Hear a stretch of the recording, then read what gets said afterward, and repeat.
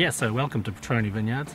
Good to be back. We're up in the mountains. We're basically the Mayor Cummins Mountains. We're really Sonoma Valley designation at this stage, but we're in the mountains. It's going to be called Moon Mountain, a sub-appellation very soon. So quite a unique spot, and a few of the vineyards and wineries around here have got together to create the Moon Mountain appellation. All right, tell me a little bit about the Cabernet and why it's so special from this estate. Well, it's just a very well-made Cabernet, very harmonious, and it comes from unique soils. As you can see around here, it's very rocky, volcanic, red soil, and it just has really fine-grained tannins and really good expression of Sonoma fruit.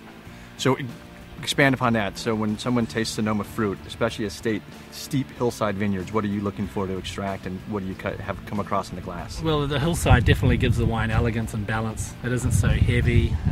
It tends to have a bit of restraint, but plenty of character that's unique. So I think it comes back to balance and elegance, makes it more pretty. Not so chunky or fruity or syrupy that you might find on the valley floor or elsewhere. So a little bit leaner and not as... The trick of making great wine really is the fruit needs to get ripe, but not overripe. So I think that's what the elevation gives you, is the cooler breezes and the moderated temperature that gets the balance just right. So you don't make a lot of it. Tell me how much you make. We only make 500 cases each year, and we have the capacity to make up to 1,500 cases, but it's all about selection and choosing through the lots and getting the best batch. So each batch is handmade to reflect the properties of that particular part of the vineyard. And being such a nice hilly vineyard and several different aspects, we have a few parcels we can choose from. Now I noticed the accent. That's what side of New York is that? Well, you got the new part, right? Tell me a little bit about that and how you came here.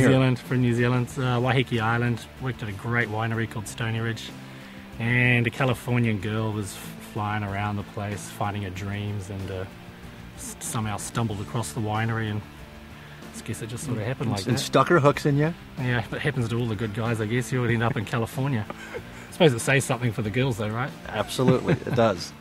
One thing I know that's always true is it's location, location, location with regards to the vineyard is really producing the great wine. So tell me a little bit about the Cab vineyards and why you're excited about them.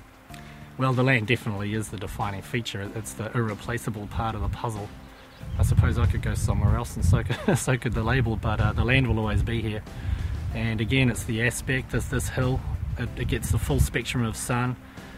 It's got many different soils, and the steepness of the land is incredible, so it keeps the vines very small. They don't get too vegetative, the crops are low, and the sun gets a lot of fruit, which ripens the tannins. So it does all come back to the land, but also the viticulture, getting the vines to look just right all year, that attention to detail.